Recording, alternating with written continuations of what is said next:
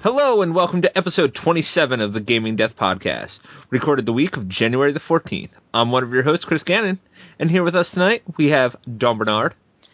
Olas! And Hollowblade. I'm Chris, too. And Chris, too. Chris 2.0. Well, I'm Chris, too. Well, yeah, you are Chris, too, but I'm Chris, too. But I'm Chris the second. Oh, well, no, I'm Chris, too. My full name is Christopher Gannon the second.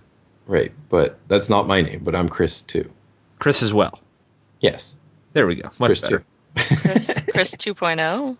Chris 2. No, because that would mean better. We're equals. Right? You can be Chris A, and I'll be Chris 1. Or you can be Chris G. I can be Chris G, and you can be Chris D. Yeah. That works. But let's just... I like it the way we're doing it now. Let's go.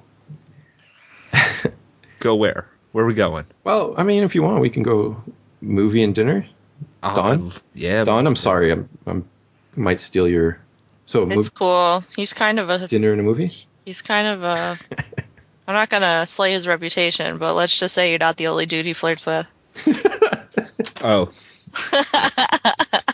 Oh, yeah, that's because I call Hugh Jackman on the phone and talk to him every night, and Dawn gets jealous. Oh, yeah, totally. Aw. I thought I was special. You're still special. You're special. It's just that you never talk to me, besides on the podcast. Bam! Bang. I invite you to play Call of Duty, and you don't say anything when we play. I don't know what the fuck you guys are talking about. We're talking about the game.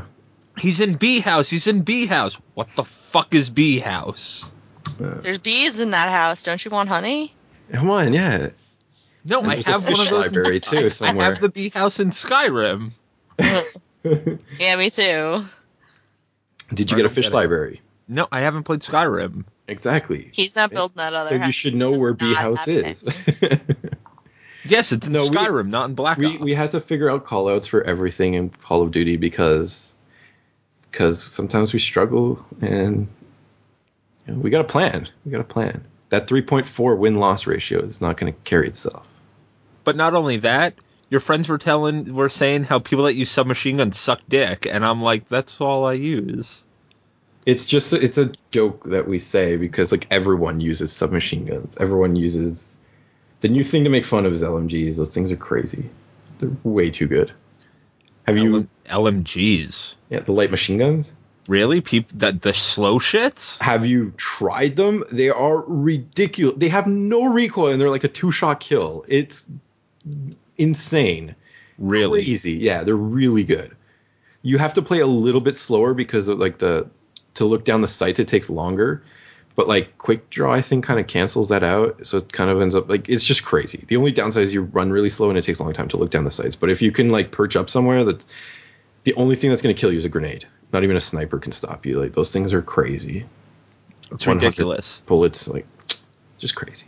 I still stick with my 3 guns: the pump action, I think it's the MLR, the submachine gun, the MSMC. No, it looks like an MP7. Looks like an MP7. Yeah, MSMC.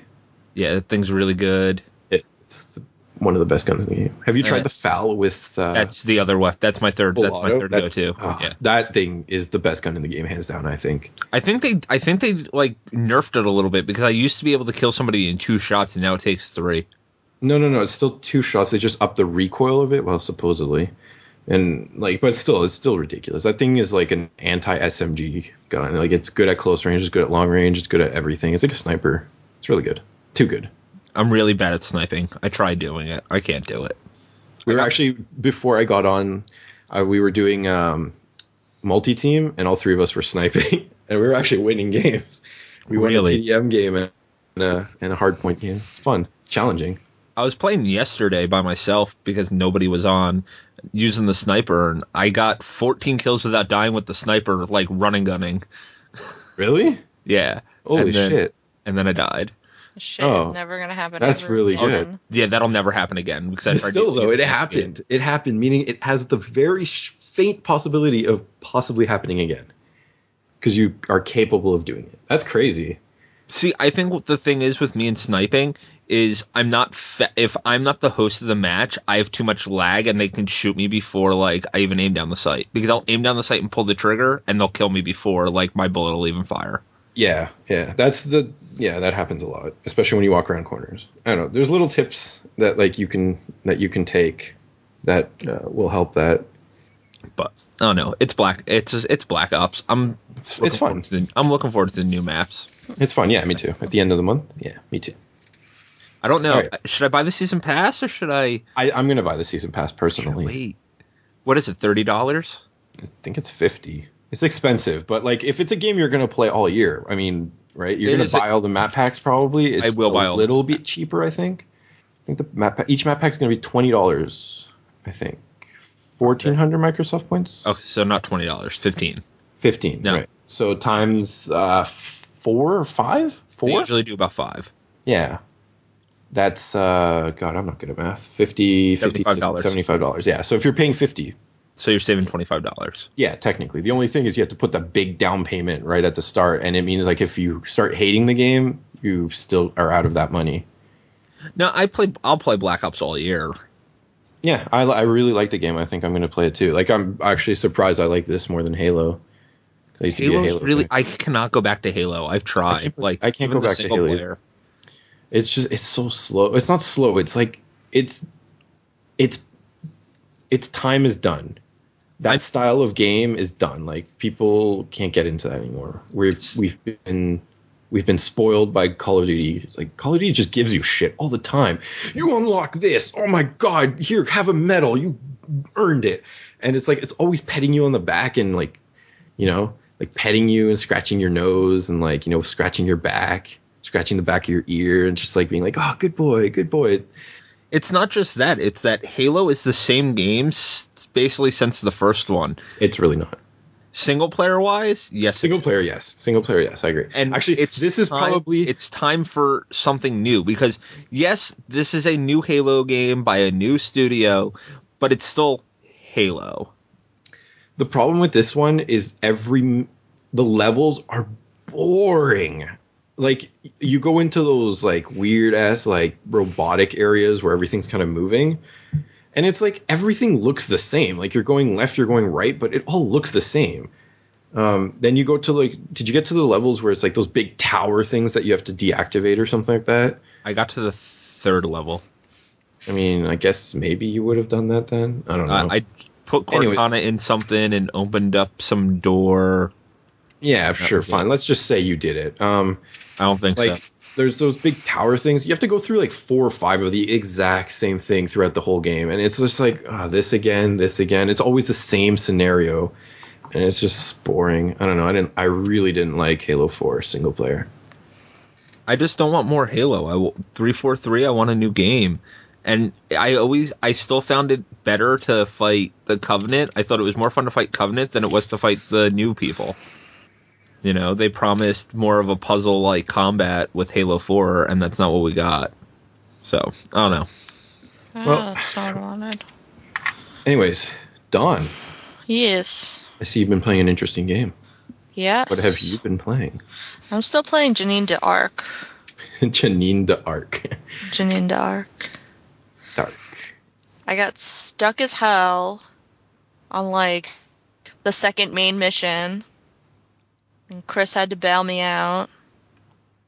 I'm sorry. Play for me, which makes me angry, and I don't like asking him to do. Now, do you not like me to do that because you've been struggling, and then I come over and I do it the first time I try? That's part of it. Okay. Part of it is that you roll up and you flip success out of your butthole where I've failed so many times before you. And did you try to learn kind of like maybe what he was doing that made him succeed? Because strategy games are really hard. Like I'm not gonna lie. The part that infuriates me is that he won doing all the shit I was doing. Just somehow he did it better. That sounds like the Persona 4 boss that I was fighting that I couldn't beat, and then like randomly I just tried it and he just died. I did the same thing. It was just infuriating because I kept getting so close. I would almost do it. I almost did it about a dozen times before I was finally like, fuck it. If I can't get past this puzzle and I have to try this puzzle one more time, I'm gonna PSP toss. I'd either get like turn boned, where like I'd run out of turns, or that particular mission. Usually you only have to make it out with your main dude alive. No. That mission, you had to get everybody out.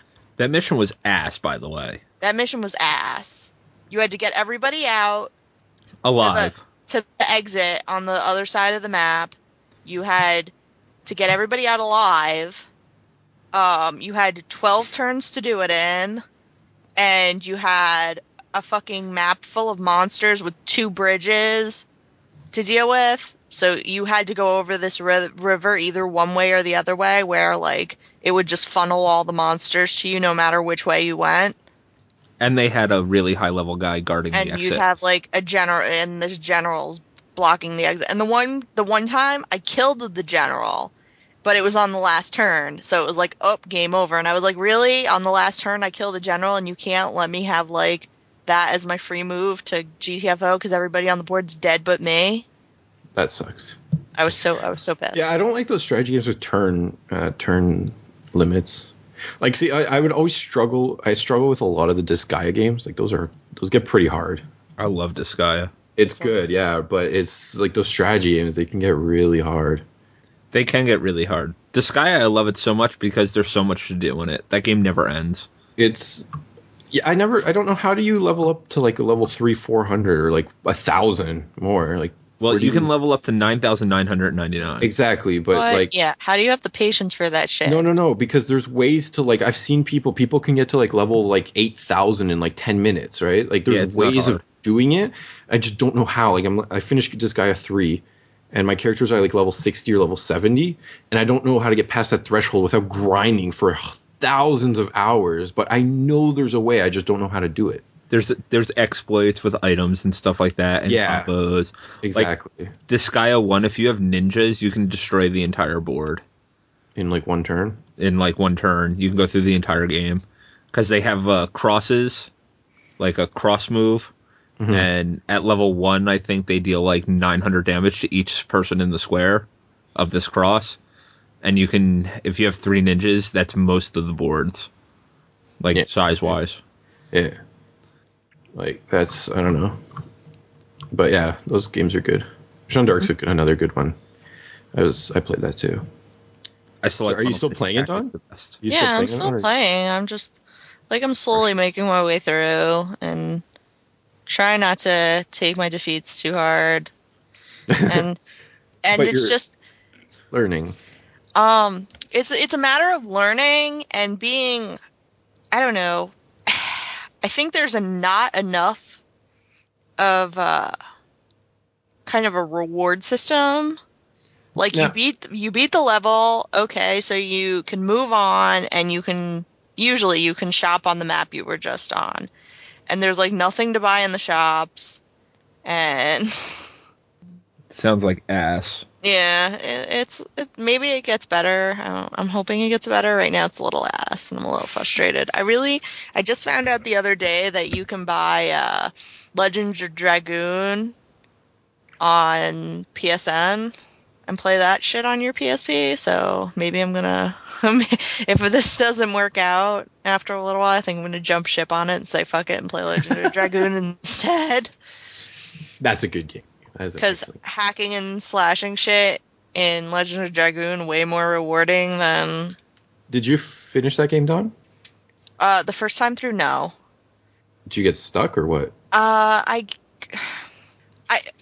got a little stuck, and then just from so long of not playing, I just couldn't remember what the fuck I was doing anymore. Oh yeah, I got stuck. Chris, did you finish the game? Yep. Do you remember the bosses? Most of them. Okay, I was on, oh God, if only I can remember. I think it was either some ghost boat or something, and there was a giant blob or something, and I could not, that blob would kill me in one hit. I was so underleveled, and I couldn't leave to level up. And The blob that was immune to magic? I can't remember. It was a big blob thing, or like some sort of ghost blob, or I was on a boat, I think. I can't fully remember. It was like in a cave or something. Anyway, you couldn't go back, or you couldn't go level up, and I was stuck. I saved there. I didn't have a previous save, and I was just like, I think I was on the third disc. Is there 3 discs? Yeah, third disc. Yeah, there's 3 discs. 4. I thought there was 4. Hold on. Dart's on the first one. Rose is on the second one. Oh my god. The Lancer's on the third one, and the Kung Fu guy's on the fourth one. Yeah, there's 4 discs.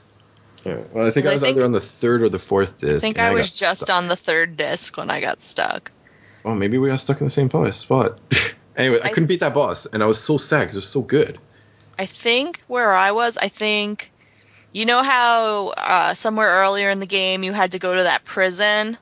Yep. I can't remember. At some later point in the game, you have to go back to that prison for some reason. And that's where I was. Going back, I was back in the prison. Sounds a lot like Final Fantasy X. When you go to the Al Bhed place. But that game was really easy. I got stuck in Final Fantasy X. Where? The Mount Kaji Seymour battle. The icy one? Mm-hmm. Oh, I got stuck there too. I was stuck there for literally 3 months. I went back and grinded for 3 months straight. Yeah, that fight was hard. It's the hardest battle in the game. I agree. The last boss, I one-shotted him. He was a joke. Well, then the egg or Jet? What? The egg Yevon or Jet? Both. My Bahamut would do like 800,000 damage or something ridiculous like that. Like I used Anima. No, Bahamut, because all you needed was super potions to level him up. So I just bought like 99 super potions and just like leveled him up. It was really easy. Yeah, I didn't know that. I used Anima on the last boss. Oh, I didn't even get Anima. See. I got everything in that game. And I didn't get Anima in that. Did you get Yojimbo? Yes. Yeah, I hated him. He was ass. Because you had to pay him. Yeah, exactly. I was the Mega Sisters weren't bad. As long as you got the good one. I was only working on getting the sisters just to get Anima because you needed all of them, right? Yeah. If I'm mistaken. Yeah, before you could get Anima. Yep. Yeah. And I was trying to get the secret weapons for the ultimate weapons for everyone as well. The only ultimate weapon I never got was Kamari's because you had to do the butterfly catching game. That sounds really manly and cool. Shh. The only one. Yeah. It's the best. It's one of the best Final Fantasies, hands down. Final Fantasy. It is so good. Very good. 6, 5, 10, 7. I never had patience for Final Fantasy. Well, you liked Legend of Dragoon. I think that you would like Final Fantasy X if you can get past the prologue. I don't know. Yeah, actually, the main character is a little bit hard to stomach at times. He's a little fruity. Who, Tidus? Yeah. You can't lie. He is a little, like, just the way, like, he's dressed, and his face is very, I guess, feminine. And he's got penises for lips. Yeah. That's the thing that always bugged me. He was always doing duck face. Yeah, so, like, and you will never see that shit the same way ever again. But my two favorite Final Fantasy characters are in that game. Wakka and Auron. Yeah, Auron was cool. I don't know why. I liked Yuna, I liked Wakka. I liked all the other characters, kind of, except the main character. I didn't love the main character. I didn't hate him, but I didn't love him. I don't know why. I had such a resistance to getting into Final Fantasy. I'm just not interested. I think it has to do with watching my college roommates go through Final Fantasy VII over and over and over again. Oh, that can do this to you. It's the most overrated of the Final Fantasies. Like, dude, and it'd be like you'd leave and you'd fucking come back through like an hour or so later, and I swear to you the same conversation was going on. Or maybe that's just how it seemed to me. There's a lot of flashbacks, so it seems like they're in the same conversations, and you see like the same scene from 3 different perspectives. Yeah, it's like, wait, weren't you talking to this dude like an hour ago when I made dinner, and now that I'm putting my plate in the sink, you're fucking still having this convo? I don't understand why you're touting how great this game is. I don't see the hype behind 7. I think it's really good. Definitely is a fantastic game, but it's not like this, like, it's not Persona 4. No, it's not Persona 4. Persona 4 is a much better game. Much better game personally, but 7 is still good. Dawn, personally, I think you would like other Final Fantasies. Maybe 9? I think she might like 9. 9's pretty good. I think she'd like 9. It's very old school fantasy. Yeah. I think she'd also like 10. Because if you liked Legends of Dragoon, there's no reason you would not like other Final Fantasies. Maybe not 7, but other ones. Like I'm sure you would like. 7's not fantasy enough, I think, for Dawn. Yeah. Oh, so you'll love 9. 10's really good too. Don't play 8. You really won't like 8. 8 is very different. It's very different, yeah, and it's very specific for like the fan that will like it. Because a lot of people hate 8, and a lot of people love 8. I hate 9. I won't lie. I like 9. I love 9. I didn't like 9. I can't even remember the main character's name in 9. Zidane, the monkey man. Yes. He's named after the French football player. Yeah. That's the one with what's her name? Oh my god. Princess Garnet. Garnet, yeah. Because they're all named after old school Final Fantasy characters. Are they? Yeah, Garnet was the last boss in Final Fantasy 1. Oh, that's cool. And they all look like the character models from Final Fantasy 1 and 2. Like Freya looks like a red mage. Mm-hmm. Vivi's a black mage. Yep, Vivi's a black mage. Stein is definitely a warrior. A warrior. Yeah. Oh, I never noticed. I noticed Vivi and I noticed Freya, but I didn't notice the other ones really. I didn't put one and one together. When Garnet shows up and she's in the white cloak with the red checkers on the bottom. Mage. She's a white mage. Yeah. That I got too. I was like, oh, she's dressed as a white mage. So cute. Ooh. Yeah, 9 is the biggest throwback to the Final Fantasy series. Yeah, I like 9. I think 9's good. 9 also has a girl bathing topless in the backyard. Oh, that I never noticed. But Dawn, you need to try one of these games at some point. Just try it. I know. I keep getting like pushed into. I don't know. I don't entirely understand my resistance to the Final Fantasy franchise. I think because it's not really a franchise, other than like 13 having like 20 games for it. It's every game is completely different. And 7 and all of its spin-offs. Well, yeah, but fuck that shit. We'll never talk about Dirge of Cerberus. I actually really like Dirge of Cerberus. These are not the droids you're looking for. You have a problem with Dirge of Cerberus? These are not the droids you're looking for. I'm waving my arm right now. Oh. What's Dirge of Cerberus? These are not the droids we're looking for. Let's move along. You did that really good. Excellent. But yeah, Dawn, definitely try a Final Fantasy game. Yeah, I think you would like 10. 10 is very I don't like using this word, but like it's very feminine. It's very Japanese. No, I wouldn't really say it's very Japanese. Oh, I mean, it's got the tentacle monsters. No, 10 is the most Japanese of all the Final Fantasies. You really think so? Uh-huh. Especially after they did Final Fantasy X-2. 8 is pretty Japanese. 8's very Western. I'd say it's very Japanese. Like 8 with all like the like robotic cities and everything, and like the high tech stuff.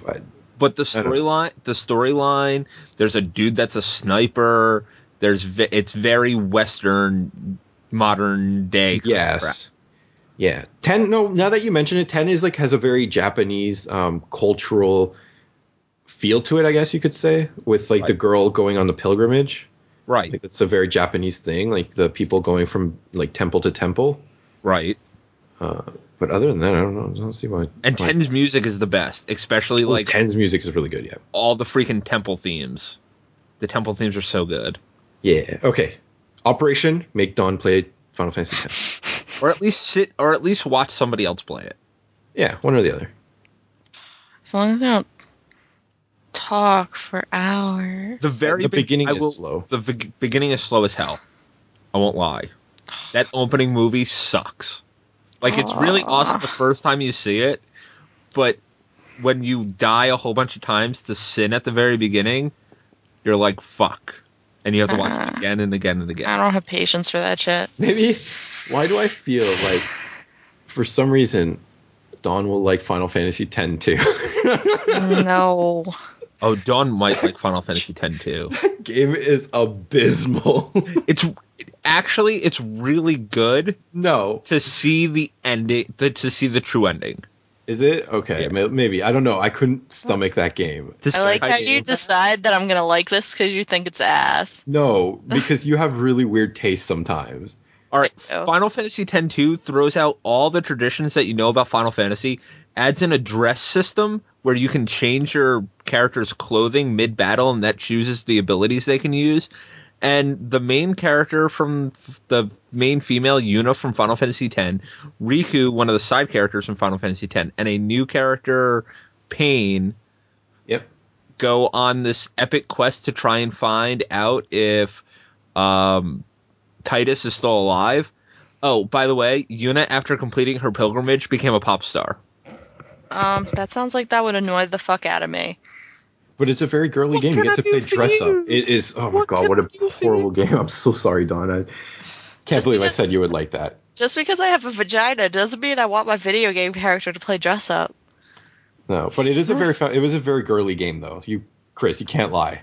That game is very girly. My friend in high school, Al, really loved Final Fantasy X too, so much as he went to a Comic-Con dressed as Yuna from Final Fantasy X 2. Oh, God. And sang the theme song, the What Can I Do For You song, during karaoke at Otakon. Wow. That's crazy. I can't see how people like that game. And everyone hated that game. I thought it was all right, just to see the true ending, to see Titus come back. That was all that mattered. No, that game was just like, I'm all for cute things. I'm all for adorable things. I'm all for, like, pink. But that game, it was just too much. Azumanga Daioh, that anime I showed you, is really cute and girly. But and I like that. And awesome. Exactly. I like that. But, like, Final Fantasy X 2 is just, it's too much. Hey, Hollow, what you been playing? Need for Speed Most Wanted. Okay. I fuck around in that trying to get points. That game is fun, but it gets really boring after a long while. I was like, I'm sorry, keep going. You're kind of doing the same thing over and over again. I was talking to somebody at the holiday party for our work that we went to this past Saturday, and he said that he liked Forza Horizon a lot better than Need for Speed. Yeah, because customization. Forza Horizon not only does have more customization, you can use the same car throughout the entire game. Oh, really? Like, you played this game, right? A little bit. Need for Speed? Yeah. Most Wanted. Like, okay, each car has five or six races or something like that. And, like, you have to do the races to upgrade the car, but, like, the upgrade's never significant. So it's like you're not really customizing your car. And, like, I lost my fucking train of thought because someone just sent me a text message. Motherfuckers. But, like, I felt that the pickup truck upgrades actually made a difference. I don't know. Like, Is that the game that I was playing Buzz the one day? No, that was Hot Pursuit. Oh, I was pissed as hell that I couldn't keep the same car.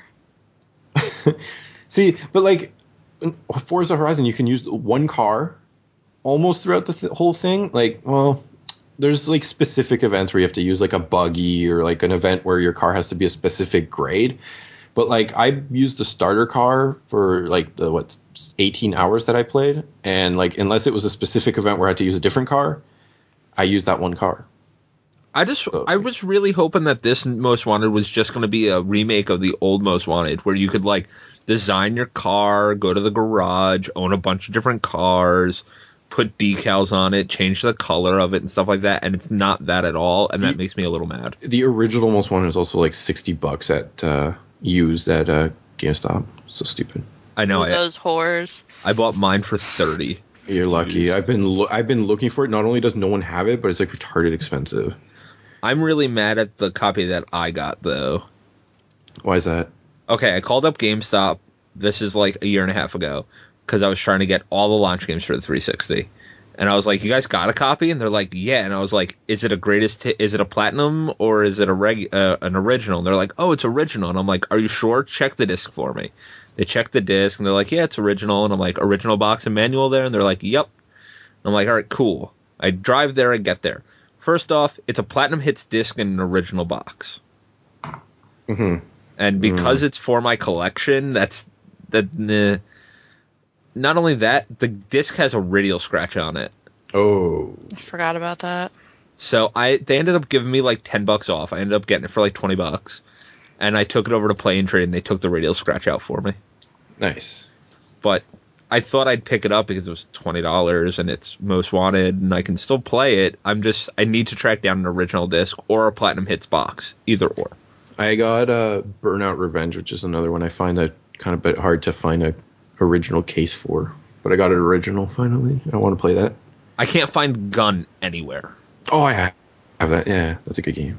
There's a bunch of copies near me. I can pick you up a copy. Send it to you. There's the two games that I've been looking for a long time on 360 for the collection. 50 Cent Blood on the Sand. I have that. And Gun. Can't find. Oh, yeah. We have those around here. Gun's really good. Have you never played Gun? No, I didn't play Gun. You did? No. Oh, no. It's really good. Oh, you got to play that. I played it's fun. Condemned and Call of Duty 2 as my launch games for my 360. Oh, Condemned is good too. Mm. Yeah. Anyways, played more Persona 4. Been grinding like every now and then. Did you get the true ending with the golden epilogue yet? No, not yet. No, and the golden epilogue I don't think I can get because I don't have... Okay, well, I'm not going to spoil anything, but you need someone... Do you have Marie's S-Link maxed out? Who? Marie? No, not yet. Okay. But like during the last month of December, she's always there apparently, so you can max it out easily. Yeah, but you have to make sure you beat the dungeon by the 22nd of December. Yeah, I know, but she's there every day. So, and I'm playing on easy, so like I just have to go through it one time and beat it. As long as the boss at the end of that dungeon isn't too hard. I heard that's like the hardest boss in the game. No. The last boss. I think. No, I can't say anything. But one of the secret bosses is the hardest boss in the game. There's secret bosses? There's a secret boss. Yes. Okay. I don't know if there's one or two. So there's like the normal boss, which is the normal ending, which is just like a satisfactory ending. But then there's the true ending, which is another boss. Right.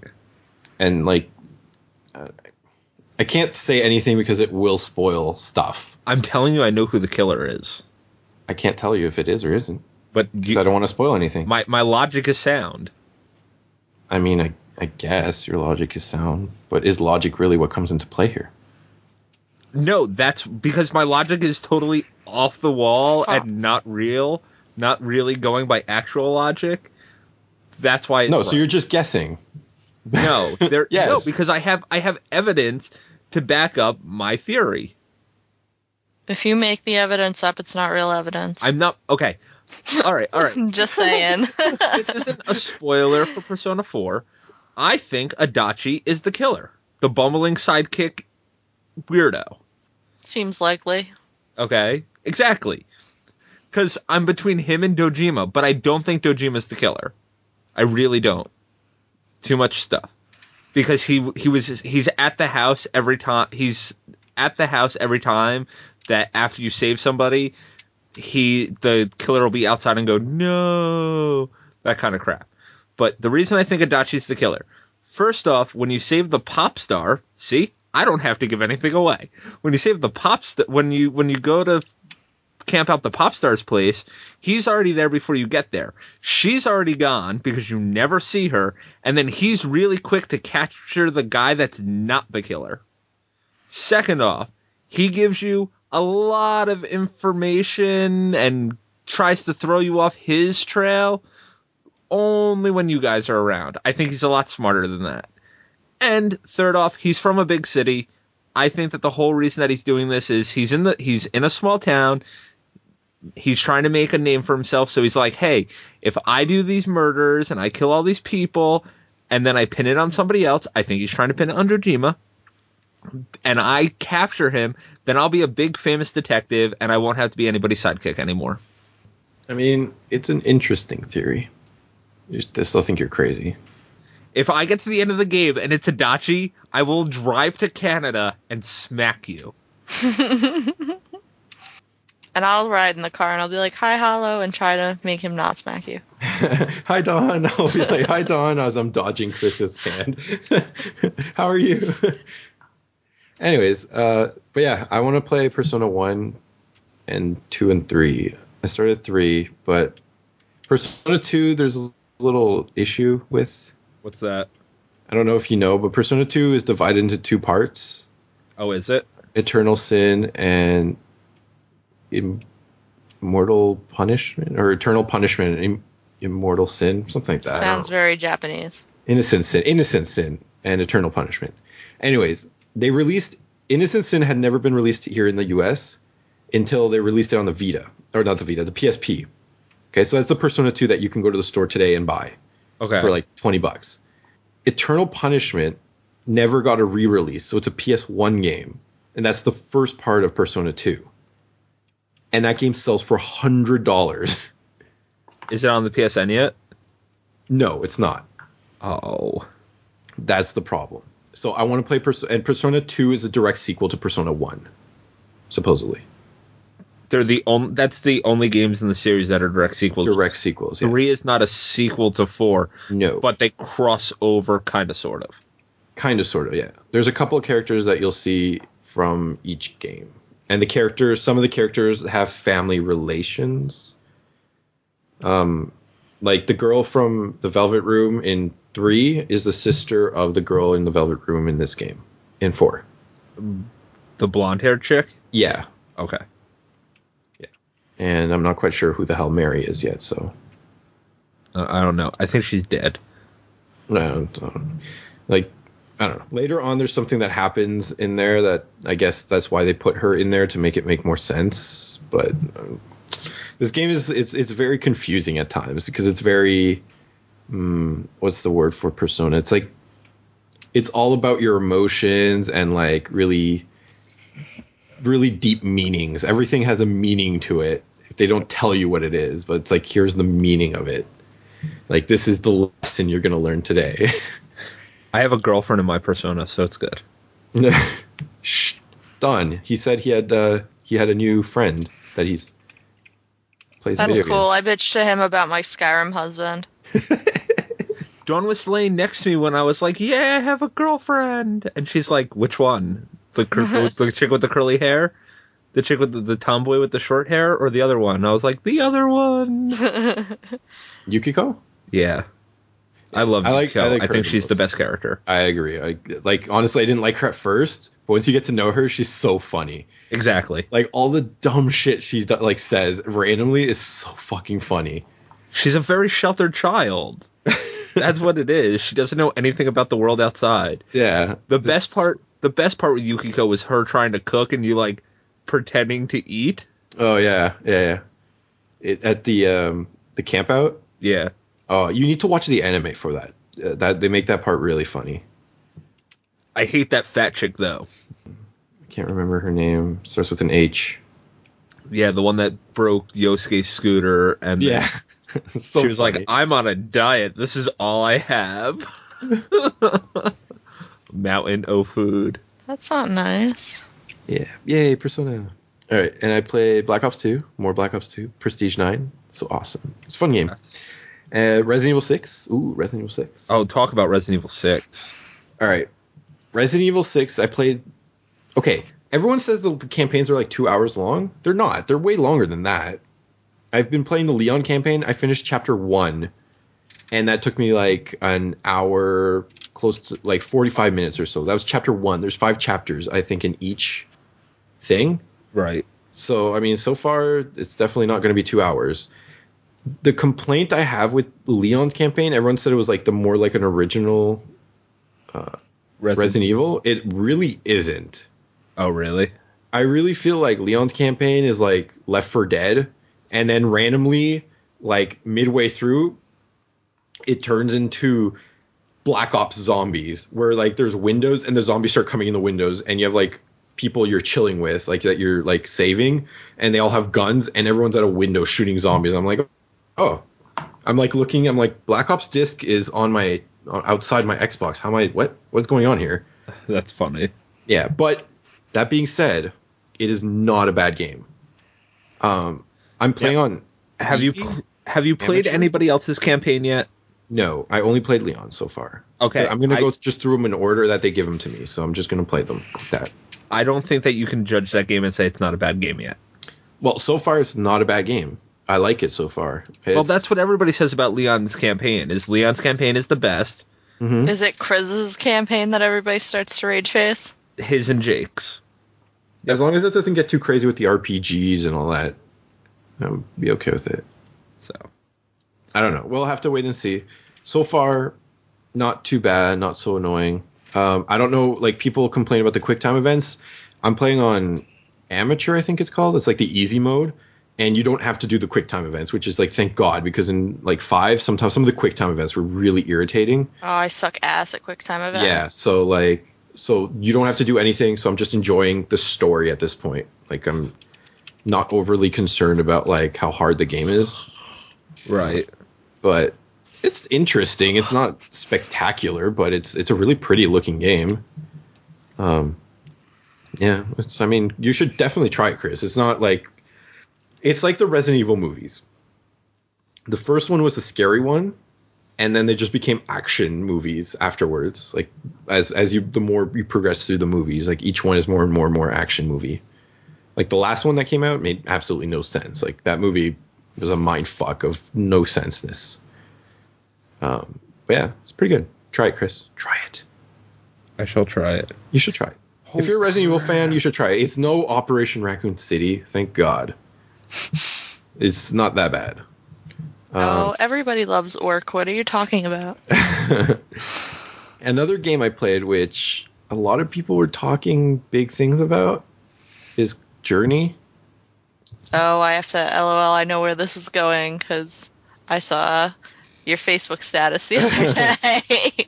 And like, everyone was like, oh my God, Journey, it made me cry. Oh my God, this game has been, oh my God, this is a miracle. This is the best game I've ever played in my life. And I'm like, Not so I'm playing magical. this and I'm just scratching my head. I'm like, what am I doing? Like, what is this? This makes no sense. And I get the story's up for your interpretation. And I'm like, all right, after a little while, I started making sense. I'm like, okay, I get it.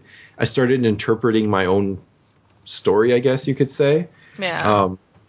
And then, like, at the end started to irritate me, the gameplay.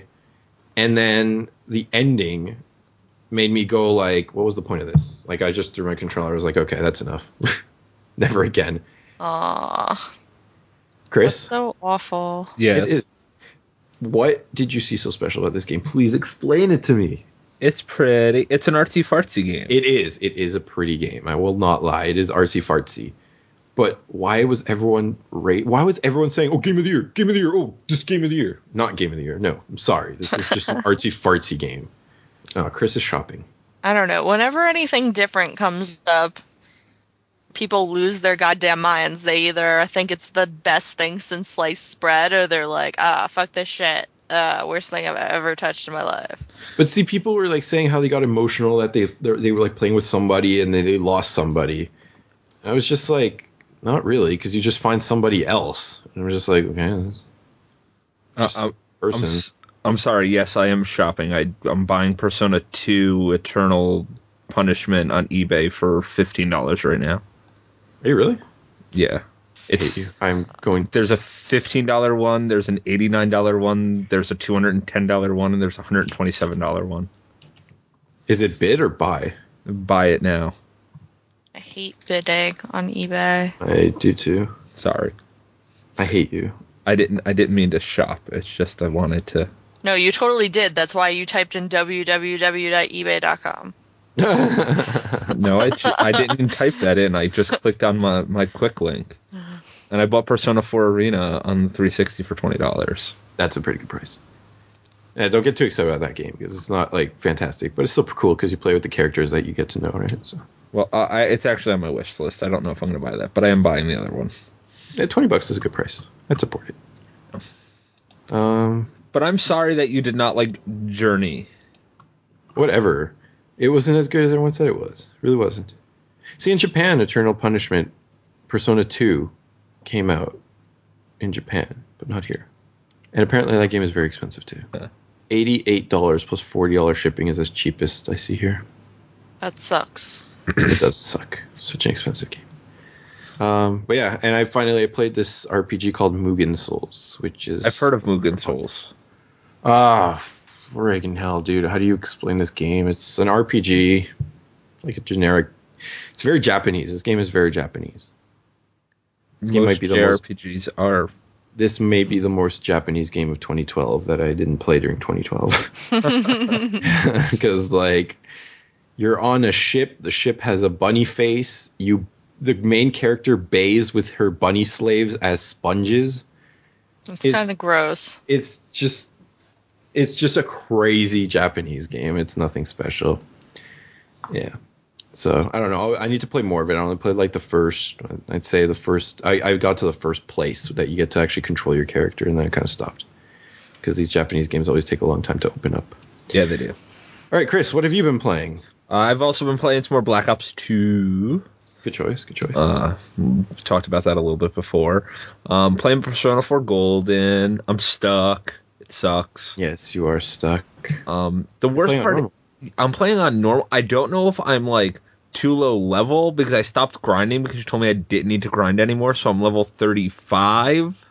I didn't tell you you didn't need to grind. I don't know. Like the monsters you're fighting should be approximately the same level as you. That's what I noticed. Yeah, the mid boss that I'm up to is the mid boss in the 8-bit stage, and he is level, I want to say 36. Mm-hmm. Yeah, so you should be fine. My only problem is Chie is a little bit lower because I used Kaji for a while, but I don't like Kaji very much, so I stick with the original team. Kaji, same thing. No, not at all. Say their names right. I'm sorry. They're people.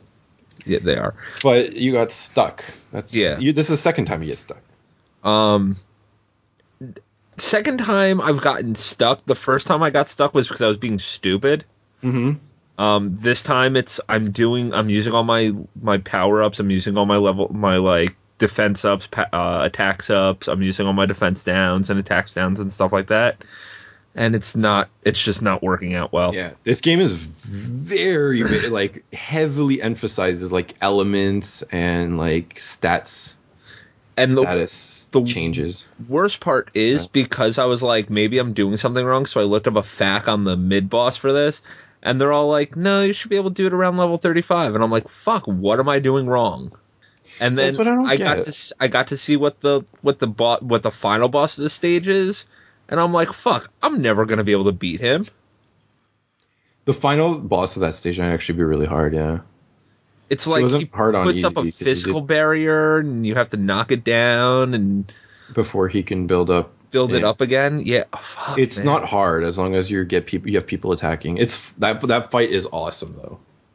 You'll see once you get to the boss stage and the music starts playing, you'll be like, oh god. Now note. Originally, during this boss stage, the normal boss music used to play. That's all I'm going to say. Okay. Chris is like, that means what to me? You'll see. This was something that people requested, and Atlas listened and changed it to what people kind of wanted. LOL. Yeah. What else have you been? I've been playing Mark of the Ninja. A little bit more of that. You okay, Dawn? I'm in pain because the graphic for this website's not coming out the way I want it to. I'm sorry, big hugs. Thank you for that. Sorry, did a little typing. That's all right. Dawn's working on a graphic right now for an article that was supposed to be posted last Friday that we're trying to get it up now. We've been having some problems posting articles on the website, so... But she's working on a main image. It's our writers' top 5 PS2 games and their favorite memories. Did you draw the book and the Xbox on their webpage? No, I stole that. No, he stole it, much to my dismay. He didn't let you. I don't want to use other graphics, but I didn't make one for that article, so be it. But I've also been playing Mark of the Ninja. Right, that's good, right? Yeah, Mark of the Ninja is really good. I definitely. Is it hard? Is it very stealthy? It's all stealth, but it's easy, it's intuitive, and it's 2D. So I really enjoy it. I think I like it better than Dishonored. Well, That doesn't take much because you really didn't like You Dishonored. didn't. You hate. You need I to don't go hate back to Dishonored. one I day. really don't. I will. I'll go back to Dishonored, and I'll go back to Darksiders 2 one of these days. I promise. Oh well, Darksiders 2. I'm not telling you to go back to. I want to beat Darksiders 2. Well, that's you. I'm telling you, go back to Dishonored. It's worth it. It's a lot of fun once the game doesn't break on you. And I'm sorry that happened to you because you know what? I haven't gone back to The Walking Dead, which I do want to, but it's just like I know that feeling. You don't want to because you invested time and you're just like, fuck, I have to do everything all over again, and you know what's going to happen and you don't want to do it again. How many hours to go from start to finish in Dishonored without doing side stuff? Like 8. Okay, let's make a pact. I'll redo Dishonored when you redo The Walking Dead. See, but you put 2 hours into Dishonored. The Walking Dead, each episode is like 2 hours, and so that's about 6 hours almost. I put about 4 hours into Dishonored. Right, but you don't need to put 4 hours in again. I have to go through Walking Dead, the whole thing again, in order to make my decisions again. I have to go through Dishonored again and bypass all the side stuff that I did. Right, but the side stuff doesn't make a difference in the story. Well, does it? I don't think it does. Some of it does. Anyways, all right, we'll have to do that. We'll both have to make a pact, and a blood pact. We'll cut our hands and we'll spit and then we'll shake and we'll give each other AIDS and stuff. But you got we'll AIDS? get those games done. You got no, AIDS? Do you? No. No. Somehow it'll happen. It'll just create itself. Oh, is that what it is? Yeah, that's how AIDS works. It just kind of creates itself. I hope that's not medically proven. I've touched Dawn's blood a lot. Yeah, well, exactly. Dawn doesn't have AIDS. That's why you don't have AIDS right now. But one day, magically, AIDS might just create itself while you guys are fucking around. Literally. No, it's not creating itself anywhere near anybody. Anyways, yeah, we'll have to do that for sure. Because yeah. Hey, both you great two, games. stop staring each other down and flaring at each other. It's not nice. The girls not behaving themselves. No, they're both at. We have 2 female betas, and I just look over and they're both like facing each other in their separate tanks, flaring at each other, not moving. Every once in a while, they don't like each other. They're sisters. It happens. Fish. Yeah, they're fish. Ivy, Poison Ivy, and Princess Leia. Cool. I know deep down you're jealous now. Okay, and I've been playing a game that came out today, and that's Devil May Cry, or DMC. Yeah. I've played about 2.5 hours of it. Game is really good. It started out pretty sexy, I'm not gonna lie. Games. Really? Wait. Yeah. Is what's her name in it? Trish? Nope. Not that I've found so far. Not yet. Because I heard that Virgil's in it. Yes, But I don't care ran about into Virgil. I like Trish. I don't know because they completely changed the storyline. But this is a prequel, isn't it? This is a prequel. It is a reboot. It's a reboot. It's not even a prequel anymore to No. Devil May Cry 1. No. It is I not thought even this written by the dudes that wrote the original Devil May Cry. This is actually written by somebody from Ninja Theory. Oh. Interesting. The story so far is really good, and the gameplay is a lot of fun, and it's action-y and fast combat and amazing. Hopefully it doesn't turn into a Far Cry then. It's getting like really good reviews everywhere. Nobody's been bitching about, like, I read the reviews, and nobody bitched about the final act like they did in the reviews for Far Cry.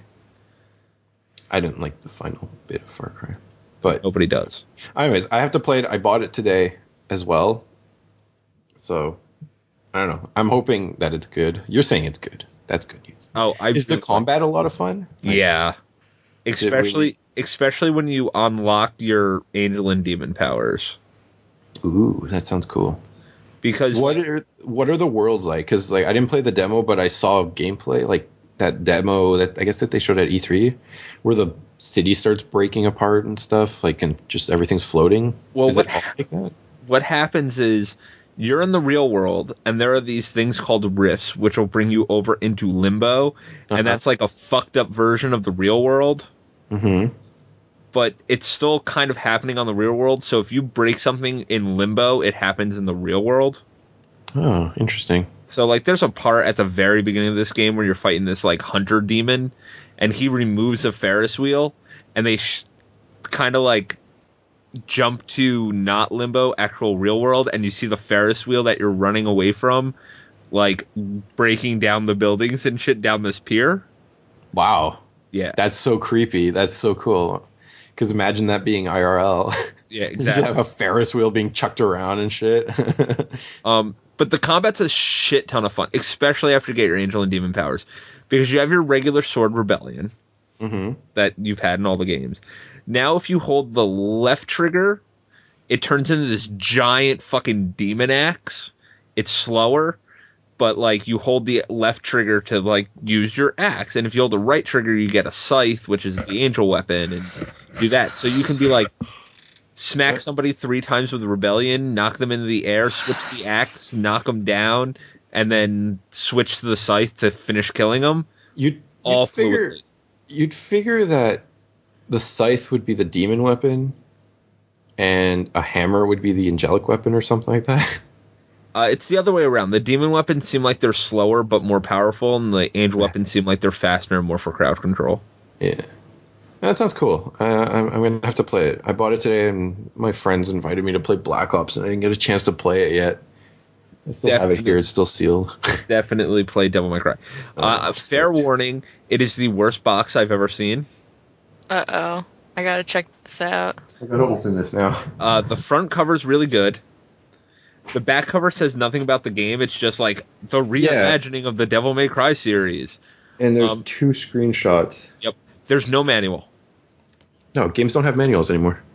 Dude. There's no... Is the health risk thing in the back? Hold on, I'm opening it right now. No, it's actually the back of the cover. Yeah, that's what I mean. Yeah, the back of the cover is the health. I like this podcast unwrapping. Yeah. Yo, this is so sick. Yeah, this is what Forza Horizon was like. I bitched about Forza Horizon when I got it like this. Same thing, no manual, and the health like seizure thing is on the back of the cover. It's shit. I was like, I want to smell the damn manual, and I can't. And they don't smell like new games anymore because the waxy chemicals that make the paper all shiny aren't in there. You can't. No, they still kind of smells. But not like it used to. You can't have that smell. I love that smell. The disc still smells pretty good, though. Yeah, the disc does smell good. I definitely smelled the disc. Smells like a new game, yeah.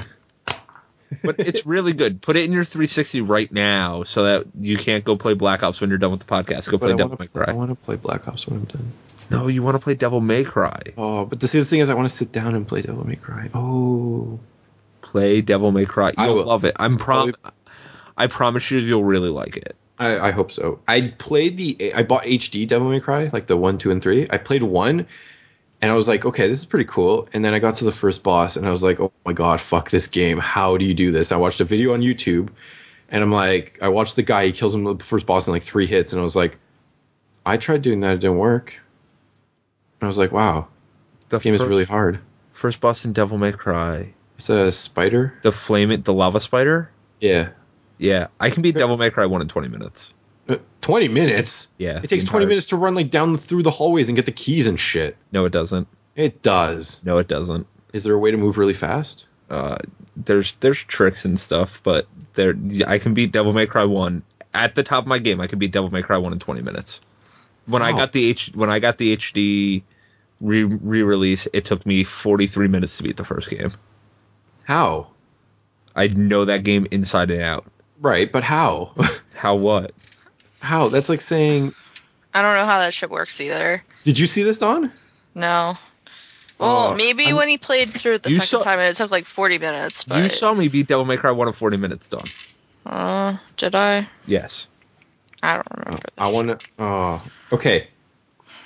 Plan... Okay, this is the new plan. All right, there's Operation Make Dawn play Final Fantasy X. And now there's Operation Chris makes a video of him beating Devil May Cry in 40 minutes and puts it on YouTube. And I don't care if it's not your fastest time. I just want to see this happen. I'm playing DMC now. Well, right, but once you're done all those games and you have 40 minutes free, it's 40 minutes. Yeah. Okay. You play like 3 matches of Black Ops in 40 minutes. True story. Okay. So we'll take 40 minutes. We'll put that PVR into use, I don't want to play. Devil May Cry anymore. I'm playing DMC now. Okay, when I'm done with but next DMC, week, yeah. But next week, Ni no Kuni comes out. I know. That's what I was just about to say. Anyways, we'll find some time during the year. We'll do this. Okay. Okay. I want to see this. Because honestly, I will be impressed, and I'll be like, "Oh my god, that's so godlike!" If you could beat that game in 40 minutes, I don't care if it's not the fastest time. I don't want to know what the fastest time is because I don't care. I want to see Chris beat this game in less than an hour. Okay. Well, you have to let me play it through once before. I don't care. You just record your fastest time. I don't care if you have to play the game 10 times to get 20 minutes down. Just show me something cool. Okay. Yeah. I will. Okay. Thank you.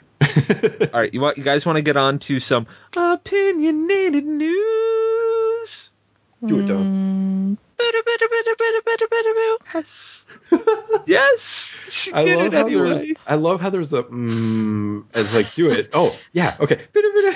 I didn't want to, and it was like, you know what? Fuck it. YOLO, right? All right. First. YOLO. You only live online. Come on now, YOLO. You only live online. Anyway. All right, the first thing, let's talk about Resident Evil Revelations possibly coming to the Xbox 360. Oh, yeah. I discovered this pretty early this week. Yeah, what was it? XboxAchievements.org got an entire achievement list for Revelations on the 360? Yes. I discovered this way before it was on any other website. I was like, oh my god. And I showed it to Ian, the guy who emails in all the time. Right. He was like, oh my god. And I was like, yeah, oh my god. And it's not because it's amazing. I just think because Resident Evil Revelations is an awesome game. Yeah. And I want to play it on a 360 because playing it on the 3DS is cool and all and that ass in 3D.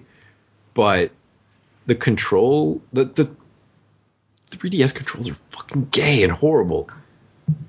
They're like bad. the thumbsticks, they're not even thumbsticks. They're like thumb sliders. They're sliders. Yeah. Come on. It's not the best. And if I could play it on the 360, I don't care if it looks like ass. I don't care if it looks like the 3DS. Because the 3DS looks good, actually. Yeah, the graphics aren't bad on the 3DS. Oh, they're really good. I was like, oh my fucking god, my mind was blown. But I want to play it on the 360. Plus achievements, plus 50 achievements, 1,000 points. Oh my god. I'm in. I'm so in. Was it 1,000 points that got leaked? Yeah, it's 1,000 points. It's that's a full-on release. It's a full disc release, yeah. Oh, that's sexy. That's crazy, right? I hope this is true. I hope this is not like some douchebag like, oh, look at me, I've made some fancy achievements and leaked it. I hope this is true. Oh, so do I. Well, there's a bunch of it's been rumored for a while now that it was coming to the other platforms. I hope it comes to the PS3 as well, because like I mean, come on now, this is a game everyone should enjoy. Yeah, because it's a good Resident Evil. John, I'm gonna make you play Revelations if it comes to the 360. Will it be co-op? Oh, it'll probably be co-op. Oh, it might be co-op. Are you making me play Resident Evil Revelations? Oh, I don't want to play Resident Evil with you, though. Last time we played Resident Evil, it was that ass game on the Wii. Yeah, that was a light gun shooter. This is an actual Resident Evil game. They're good. They're good, except for 5. They're good. No, 5 is good, too. What the hell? I liked 5. I don't think I liked 5 because I didn't play it co-op. Oh, yeah, the AI in 5 is really dumb. Yeah, and she takes all my bullets. Exactly. That's why the AI in that game is horrible. She takes all my goddamn bullets and then can't hit the broadside of a fucking barn. Nice thing about 6, the AI gets their own bullets. Oh, do they? Yeah, they have like infinite ammo. It's kind of weird. Do they hit stuff? They do. They kill stuff. And they only shoot if either A, the thing gets really close, or you start shooting at it. So they won't go out of their way to kill something like they do in 5. Yeah. It's just a nice little touch. It doesn't make the game significantly better, but hey, if you're playing by yourself, it's less frustrating.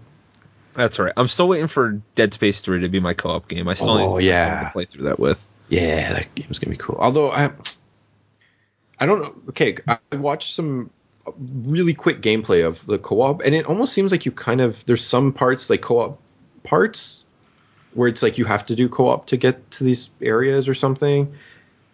I don't know. Like I saw like that one guy had to hold down a ladder while the other guy climbed up or something, like with his kinetic powers while the other guy climbed up the ladder. Okay. So is it going to be 2 different campaigns or is it going to be... No, it's one campaign that I think that if you're playing with co-op, it's like Little Big Planet. There are certain areas. Oh, okay. See, that'd be really cool. That'd be fucking badass.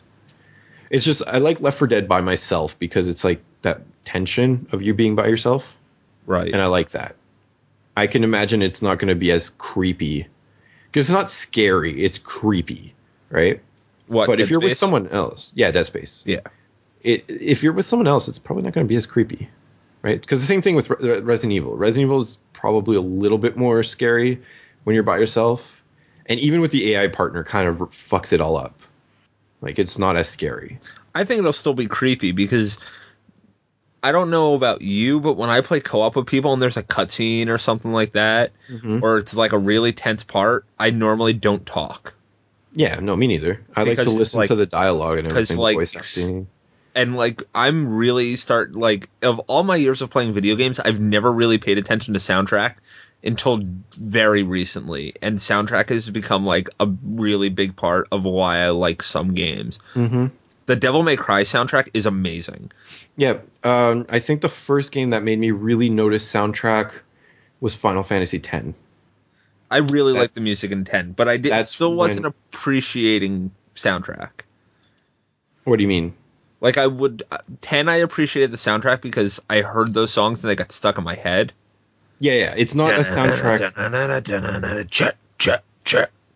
Sorry. What?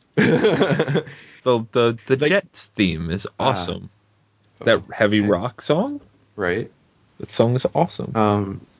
No, I don't know. 10 just had a really good soundtrack. It wasn't like great for the game, but the music itself was good. It's not like Persona, where I told you, like Persona, you could have this music playing in every situation IRL and it would fit. Like there's music for every situation and it works. Except for the one theme. Is that the strip club theme that's terrible? No, you said did you do the strip club? No, you said the sauna one you didn't like. Oh, the sauna one is terrible. I hate the first dungeon's theme song. I don't mind the first dungeon. I thought that the sauna's theme song was bad. It was really poorly composed. It's like a good melody, and then they like throw really hard drums on top of it. I don't know. I guess it's supposed to like express like his feelings are going berserk, right? Like he's just going nuts. Like he thinks he's gay, but he's not gay. But like, hey, like what am I thinking? Right. You know? I don't know. I like that song. I don't like the first one, but like the music in the game when you're doing the socializing aspect of the game, right? And you know, like or when you beat the persona, the person's like shadow, and they come to realize like that song, right? Is all like perfect for the mood. Oh yeah, for the situation, everything's perfect for the situation. Yeah, I don't know. It's music is really important. Music is absolutely very important in the game. Yeah, I'm learning that more and more. The 8-bit level in Persona 4 is probably my favorite music so far. Oh, you wait until you get the next dungeon? Oh, there's more dungeons? There's a couple more, I think. Yeah, there's one more dungeon. Oh, really?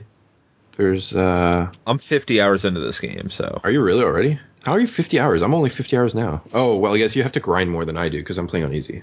That would make sense. I didn't want to grind so much. But yeah, I just got my fishing pole, so I still don't have that. I don't have I never got my bug catching thing and my fishing pole. Oh, I got my bug catching net because I didn't know where to get the fishing pole, and I recently read where to get it. And I was just like, fuck it, I'll do it next playthrough. Oh, I got my fishing pole like randomly. You have to go to the store at nighttime, right? You need to get the bug catching net first. Right. At the store, the lady turns into a bar, right? You get the bug catching net from the kid if it's before June 8th. After June 8th, you get it from the ghost at the shrine. I've never seen the ghost at the shrine. The white lady at the shrine? Nope. Oh my god, she's awesome. There's a social link there. Is there? Yeah. Not the fox? Not the fox. That fox one's so gay. I hate that. I ignored that pretty much. You get the bug net from her if it's after June 8th. Then you catch a bug, and then once you get a bug, you go into the bar at night, and you feed the bug to the fish. fish spits out a hook, and then you take the hook to the dude by the river, and he's like, "Can I have that hook?" And you're like, "Yeah, sure." And he's like, "Here's a fishing pole." That shit sounds way too complicated. No. That's something straight out of fucking Pokemon. No, in fucking Pokemon, you allegedly blow the fisherman dude, and he just fucking gives you a rod. No, to get the fishing pole in Persona is totally a Zelda fetch quest. That sounds more right. There you go. Okay, thank you. I'm not a big fetch quest person. But it's completely and totally random. Like, I didn't know what was going on, and like I had talked to the dude down by the lake, by the river a bunch of times. He was like, "If you had a fish hook, I'd give you this fishing pole. I like fishing, blah blah blah." And I was like, "Hey, I'm gonna catch bugs because I can." And then I went to turn my figured gems it was in. something like that, but I went to turn my gems in. She was like, "Hey," and I was that's like, another thing I never did. I never turned in my gems. I didn't know what they were for, and I kept forgetting that place existed because, I mean, I never really went out at night unless it was for work. I used to go out at night, so I would get social links with Yukiko. Or anyone else. Like, that's the cool thing. You can go out at night to advance your social links, so you don't actually have to go out with them to not advance it, to just get it to advance. It's a lot of little tricks you can get. You can learn as you play. I'm getting really weird things that haven't happened to me before, though. What do you mean? Social links. When I go to bed at night, it'll be like, you dreamt about so-and-so. Oh, yeah. Closer to them. I think those are just random events. Like, legitimately, like, every night, I guess it, like, rolls a chance of you getting a dream. When you do cranes and stuff, you've done origami cranes? No. Envelopes? Nope. You've not made envelopes? Nope. Okay, have you ever studied? Yep. Okay, so when you study, you've come across like the whole like, oh, you've read an entry in the dictionary that piqued your interest, right? That's all random. Like, that's not, I don't think that happens on command. I think it's just random. I'm a translator, and I work at the daycare. You can work everywhere. I know I can work everywhere, but I'd rather translate because I get 12,000 yen for translating because my expression is maxed out. Mm-hmm. So I get 12,000 yen for translating, and if I get a random event, I get like 22,000 for translating. So yeah, but see, those like random events are kind of crazy. Oh. Yeah. Persona 4, Resident Evil Revelations 360, yay! Yeah. That's cool too. Another bit of news that's not really video game related, but the White House declined to build the Death Star here in America. I hate when they do that. Yeah, damn White House declined to build the Death Star. Okay, okay, please explain the story. Is this for real? Yeah, this is for real. So basically, you can file petitions on whitehouse.gov, and if they reach 25,000 signatures or more, the White House is required to respond. Uh-huh. Okay.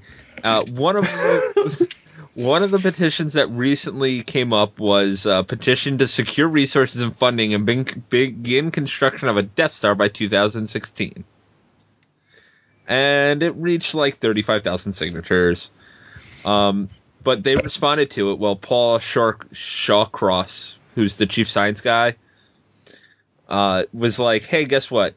It would cost over like $85 kajillion to build this thing, so we can't do it. Have you seen the size of that thing? And it wouldn't be a tiny little Death Star. He also said that the administration doesn't support blowing up planets. I like how they're joking about it too. That's so awesome. And his final thing that he said why they're not building a Death Star is, why would they spend countless taxpayer dollars on a Death Star with a fundamental flaw that can be exploited by a one-man starship? I dig it. Oh, it's so godlike. Yo, the White House on fire today. So, because of all this, the Galactic Empire from StarWars.com responded to the government's thing. And let me read you this statement. It's actually kind of funny. The overwhelming military superiority of the Galactic Empire has been confirmed once again by the recent announcement by the President of the United States that his nation would not attempt to build a Death Star, despite the bellicose demands of the people of his tiny, aggressive planet. It is doubtless that such a technological terror in the hands of so primitive a world would be used to upset the peace and sanctity of the citizens of the Galactic Empire, said Governor Wilhuff Tarkin of the Outer Rim territories. Such destructive power can only be wielded to protect and defend by such an enlightened leader as Emperor Palpatine. Representatives on behalf of the nation-state leader from the unimaginative named planet refuse to acknowledge the obvious cowardice of their choice, preferring instead to attribute the decision to fiscal responsibility. The cost of construction they cited were ridiculously overestimated, though I suppose we must keep in mind that this minuscule planet does not have our massive means of production, added Admiral Conan Mahdi of the Imperial Starfleet. I think it's so bad. I like how the government is LARPing. Yeah, exactly. And then we LARP back. That's pretty cool, right? Yeah, it's pretty cool. See, we're all geeks, so I thought that it'd be funny to talk about that. I think it's cool. I think that's an awesome story, though. Shit's definitely funny. Such a good story. All right, last little bit of news. There's rumors flying around that Microsoft and Sony are holding Apple-style press conferences near GDC this March to announce their next consoles. What do you guys think? I hope they do. So do I. I hope that they do it then rather than E3. Yeah, and I think they should focus on E3, focusing on games. Yes, like what games they're going to have, what the games are going to look like, how big they're going to be, or explaining the specs. This is the disc we're going to use. It can hold this much, meaning the games are going to be this much bigger. Exactly. Stuff like that. Like give us stuff that'll make us excited. Like, let's get excited for these next consoles, Like the Wii U, like they announced it, everyone got excited, and then they kind of didn't announce anything else fancy, and everyone's like, oh, it's another gimmick console. Right. I still want a Wii U, kind of. I do too, kind of, sort of. Like, okay, if a Wii U was given to me, I would not complain. Exactly. I don't want to go out right now and spend $350 on a Wii U, but, I wouldn't be sad to own one. If I paid some dude $10 to have one fall off the back of a truck, I wouldn't be upset at losing $10. No, I think it's a console with potential. It's just, it seems gimmicky, and I hope that the developers don't gimmick it out like they did the Wii. Let's treat it with respect. Some other rumors that have come out when this announcement was made was that a lot of analysts feel like Sony does not want to be the last system out this year, so they're going to release before the Xbox.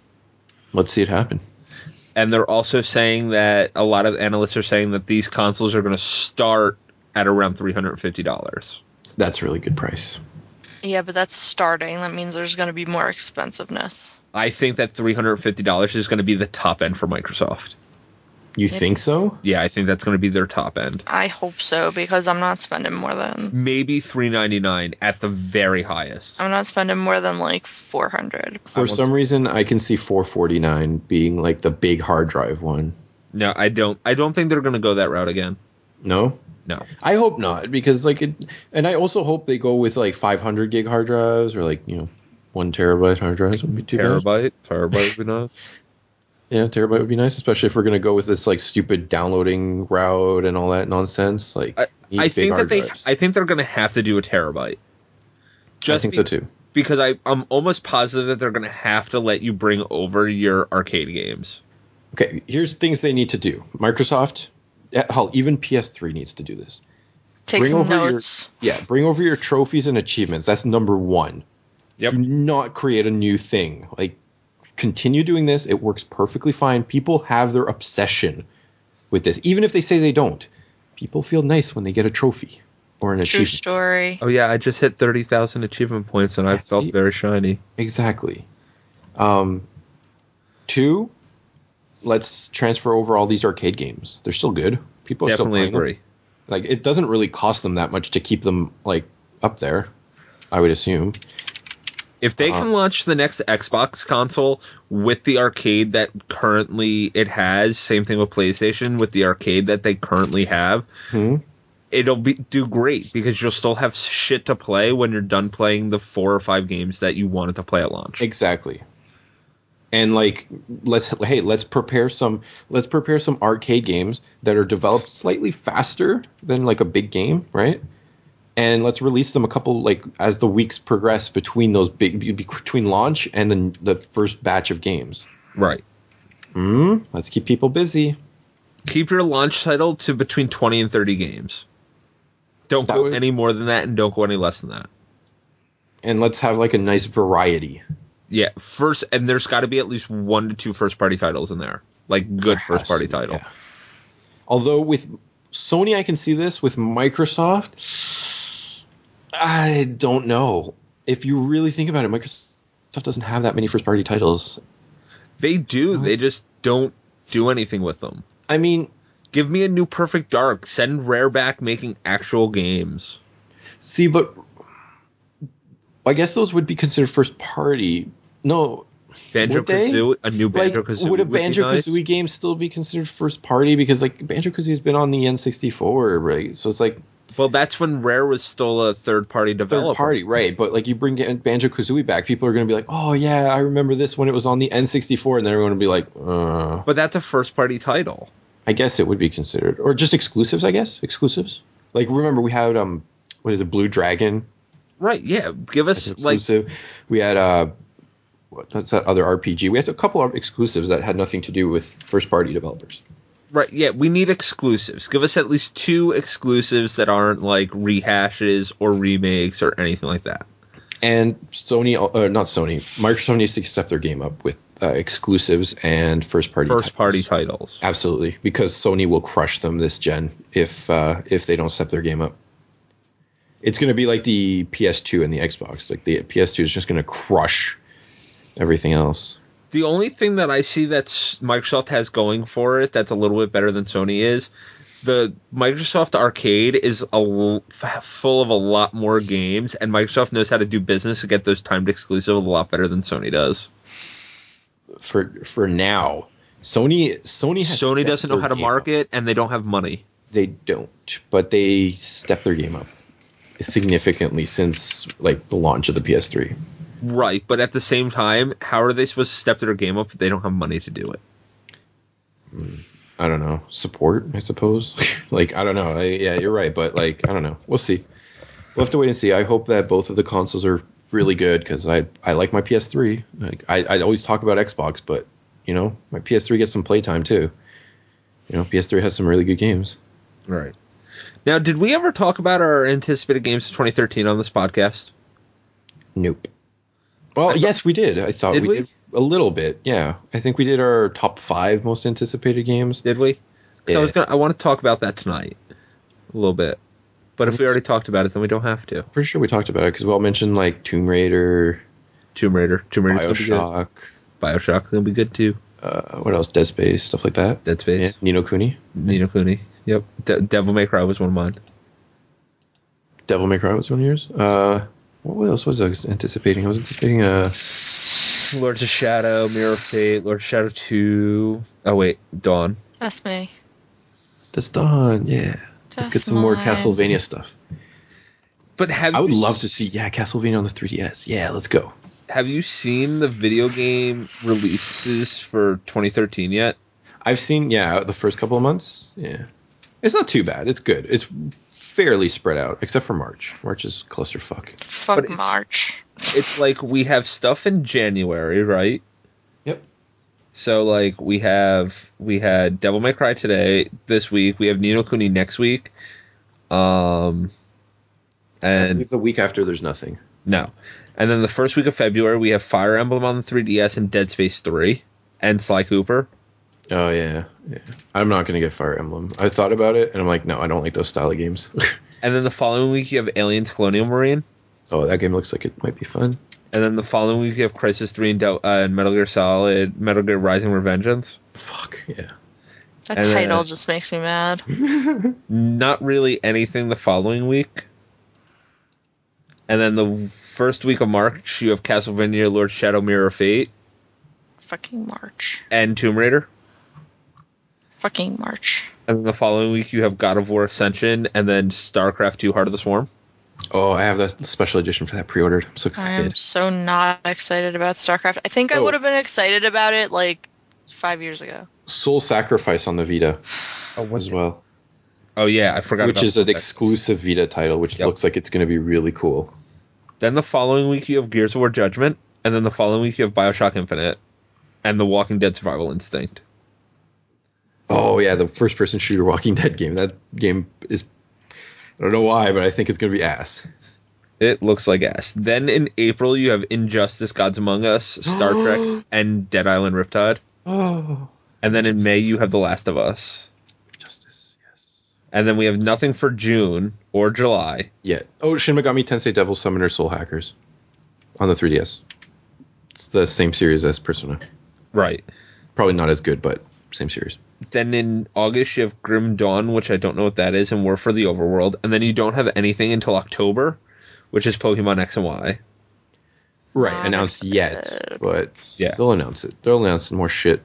But, okay, what do we not have a release date for yet? Let's see. Animal Crossing, A New Leaf for 3DS, Beyond Two Souls, Castlevania Lords Shadow 2. Wait. Do we have a release for Mario Luigi's Mansion? Nope, not yet. Yeah, that's what I thought. Okay. Deadpool, Dragon Age 3, Dragon's Crown, Fortnite, Grand Theft Auto 5. Grand Theft Auto 5 is going to be awesome. Killzone Mercenary, Lost Planet 3, Luigi's Mansion. God. What? Have you seen this? What? The collector's edition for Riptide? The big stink that's going on right now? Is it a stink? It's a torso. Is it a female torso? Yeah. Yeah, people were bitching about it. Why? Look at the article you said. Deep Silver apologizes for Dead Island Riptide bikini statue. It just... How is that a collector's edition? It looks like ass. Because it comes with a giant bikini statue. Bust. I think people are mad is because it's a dismembered female body. Who cares? What if it was male? It wouldn't make a difference. If it was male, people wouldn't be getting so mad. Who cares? People are pissed because it's just like, hey, look, tits. That's seems true, normal. But I wonder if they're going to change it. They might. They might just not release it. Remember Me's is in 2013. South Park. Oh, cool thing about South Park is Matt and Trey might be making their own studio. Really? Yeah. Oh. Seeing as THQ went under. So is this game coming out, South Park? No, we don't have a release date. I don't know when now. I hope that it does come out. Come on, it's done. Let's finish it up. Disney Infinity. What the fuck is this? Disney Infinity? It looks like, oh my god, they ripped off Skylanders. Oh, well. With Disney characters. Star Wars 1313 is supposed to be this year. Really? Yeah. Well, that game looked pretty. Yeah, same thing with Watch Dogs. That's supposed to be this year, too. Oh, that game looked pretty, too. No, that's pretty games. The first-person XCOM game. I don't care. Oh, wait. Tearaway's supposed to be this year. The other PS Vita exclusive. We need more PS Vita games. The PS3 Vita is slowing down. People are forgetting about it. I think that we won't have to worry about that once the PS4 gets announced. That's true. I feel like the Vita might slow down for a little while, disappear, but it'll make a glorious comeback. There's a lot of really good 3DS games coming out, though. Yes, that's true. The 3DS is a year, half a year older, a year older than the Vita. Yeah, a whole year older. It's definitely got a head start, and the people have had time to develop for it at this point. I just want new Animal Crossing already. I just want more Vita RPGs with trophies. As do I. I want a good Vita first-person shooter. Come on, let's go. I think it might be Killzone. This handheld is built for first-person shooters. Come on now. I think it's going to be Killzone Mercenary. I think that's going to be your first decent first-person shooter. Yeah. Yeah. All right. I hope so. It's done by Guerrilla Cambridge. I think it's going to be good. I hope so. Come on. It's not hard. It's just like developing for an Xbox and PS3. Let's not be gimmicky and let's go. I mean, developing a first-person shooter, if you really think about it, is cookie cutter at this point. It's not complicated. We've done it millions of times. Millions. Should be easy. All right, you guys ready to wrap this bitch up? Yeah, I'm tired. Oh. All right, well, we have no emails tonight. Nobody sent us no emails. Mm-hmm. Aw. Nobody loves us. Nope. But if you want to get in touch with us and send us an email and possibly be part of the show, you can send us an email to podcast@gamingdeath.com. Like, what? Do it. Like us on Facebook, facebook.com/gamingdeath. Follow us on Twitter @gamingdeath. Check out our YouTube. It's Gaming Death Video. Or videos. I can't remember right now. I think it's video, no S. We post podcasts there every week as well. Make sure that you guys are going on iTunes, rating us 5 stars, telling your friends about us. Keep the stuff flowing, and make sure you guys keep going to gamingdeath.com. Go. Yeah. Make sure, let's be a healthy cancer that just spreads. Yeah, we're nicotine and we're addictive. That's why you guys listen to us. So tell your friends that they're not cool unless they listen to the Gaming Death podcast. Yeah. But I think that's going to do it for tonight. I'm Chris. I'm Dawn. I'm Hollow. Good night, everybody. Good night. Bye. Bye-bye.